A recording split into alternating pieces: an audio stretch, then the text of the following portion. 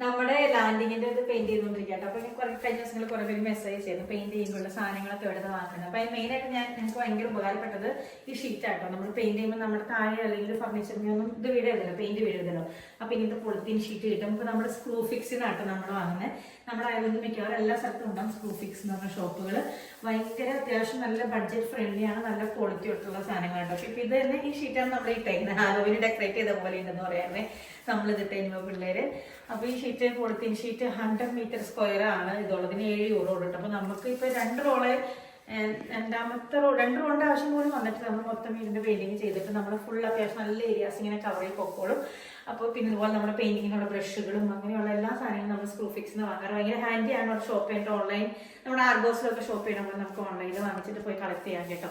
അധികം ഡിസ്പ്ലേ ഒന്നും ഇല്ല എന്നോണു, പക്ഷെ നല്ല ക്വാളിറ്റി സാധനങ്ങൾ. നമ്മൾ മിക്കവാറും എല്ലാ സാധനങ്ങളും ഇങ്ങനെ DIY ചെയ്യുമ്പോൾ എല്ലാ എക്യുപ്മെന്റ്സും നമ്മൾ സ്ക്രൂ ഫിക്സിനായിട്ട് വാങ്ങാറ്. ഇപ്പം നമ്മുടെ ഈ സ്റ്റെപ്പ് മൊത്തം നമ്മുടെ സ്റ്റെയർകേസിൽ മൊത്തം നമ്മൾ കണ്ടോ ഫുൾ ഡൗൺ സ്റ്റേഴ്സ് വരെ കവർ ചെയ്തിട്ട് കേട്ടോ. അപ്പോൾ പെയിന്റ് ചെയ്യുമ്പോൾ താഴേക്കൊന്നും വീടില്ലല്ലോ. ഇനി ഇവിടെ ഇത് കെട്ടണമായിരിക്കും, പടി കെട്ടും. പടി കെട്ടിയിട്ട് വേണം നമുക്ക് ഇതൊക്കെ പെയിന്റ് ചെയ്യാനായിട്ട്.